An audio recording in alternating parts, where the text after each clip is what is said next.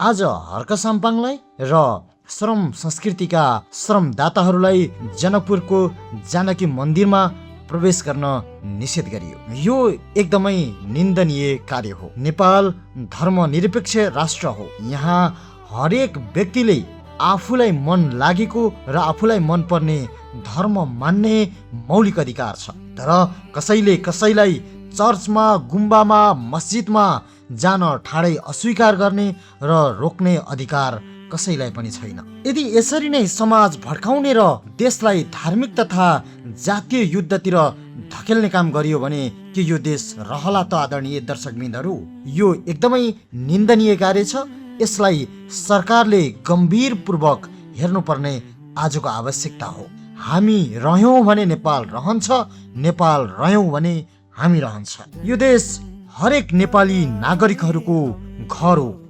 यो देशमा ढुक्कसँग, खुसीसँग र शान्तसँग बस्नु पाउने अधिकार जुनसुकै नेपाली नागरिकको पनि छ।